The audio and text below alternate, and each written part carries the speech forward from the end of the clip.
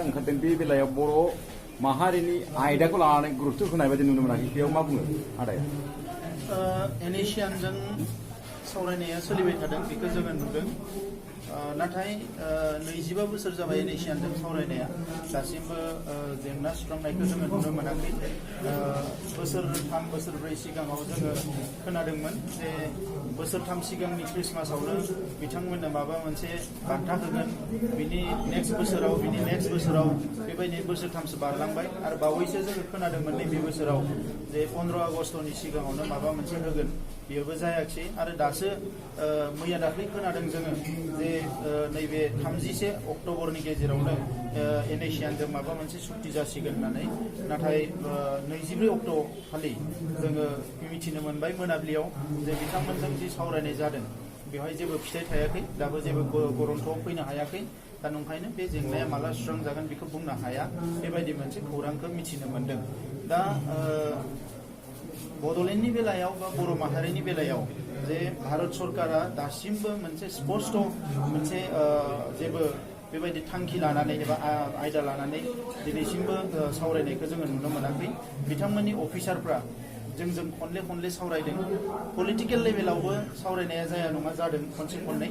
आरो गोबां जोंनि सुथुरफोर दङ हिसाबै, जोंनि हारिखौ मोजां मोनै माखासे सुबुंफोर दङ हिसाबै बेफोर खोथाफोरखौ जोङो पाब्लिकलि फोरमायाखै। नाथाय सावरायनाया सोलिगासिनो दङ। एनडिपिजोंबो इन्टारल'किउटरा सावरायबाय थादों, बिथांमोननि जाय इन्टारल'किउटर, आरो जोंजोंबो गोबां थाखोआव नायनि माबायदि राहा लामा लानो नागिरदों, बिथांमोना जोंखौ थगायनो नागिरदों ना गमामायैनो जोंनो माबा मोनसे होनो नागिरदों, जोङो बेखौ नायबिजिरगासिनो दङ। दिनै बर' हारिनि थासारिखौ नायोबा मोजां नङा। जोंनि लाइमोनफ्रा लेखा फरायनायाव जोबोद जेंना मोनदों। जोंनो नांगौ बायदि फसंथान गैया, नांगौ बायदि जोंहा फरायसालि गैया।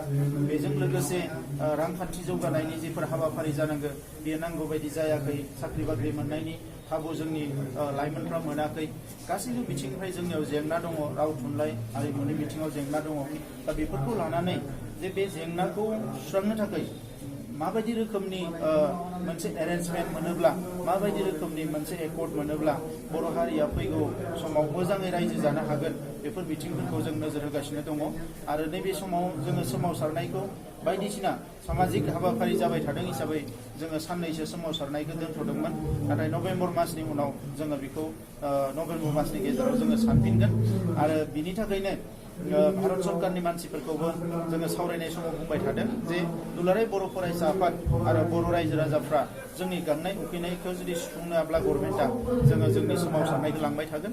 आरो आथिखालाव सोरजों मा सावरायदों सावराया बेखौ बांद्राय जोङो गोसो होआलासिनो जोंनि जि खामानि मावनाय बेवहायनो जोङो बांसिन गोसो होदों। आरो बिसेसकै बे जेंनाखौ सुस्रांनो थाखाय गभर्नमेन्टआ साननो बाध्य जागोन, आङो बेखौ मोनदांदों होननानै फोरमायनो नागिरो।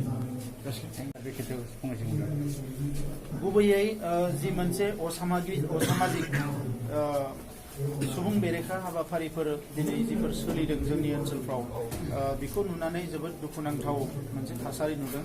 आङो गिबियावनो जोंनि बर' माहारिनि बिमा बिफा जाय गार्जेनफोर बिथांमोनखौ खावलायनो सानो जे बिथांमोना सांग्रां जानायनि सम जाबाय।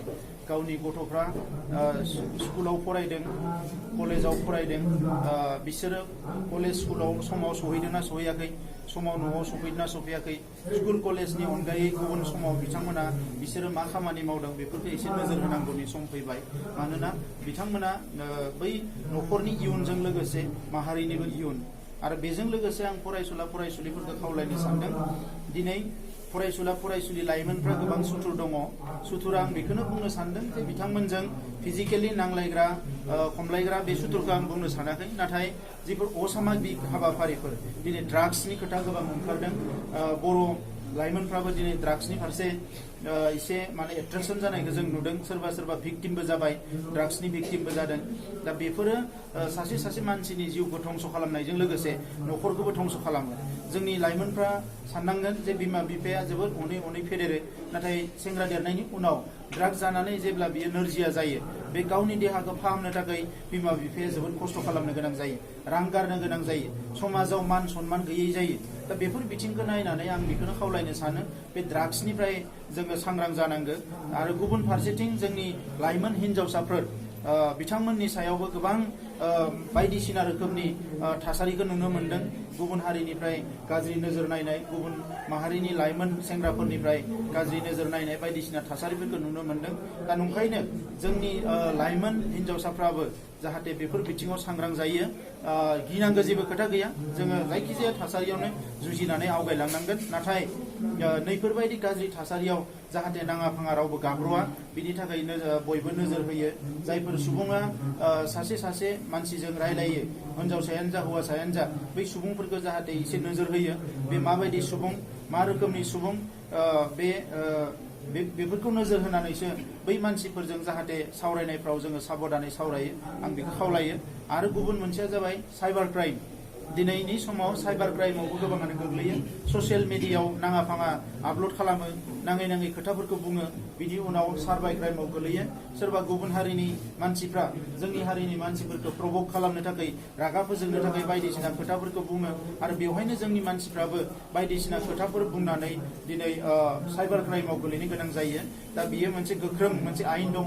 बिनिखायनो आंनि जोंनि लाइमोनफोरखौ खावलायगोन जे गुगोलखौ नायो, बायदिसिना इनफरमेसन लानो इन्टारनेटफोरखौ नायो, थिगानो दङ। नाथाय ससियेल मिडियायाव बायदिसिना नाङा फाङा खोथाफोरखौ आपल'ड खालामनानै जाहाथे जेंनायाव गोग्लैया, बिनि थाखाय सांग्रां जानो थाखाय आं खावलायो।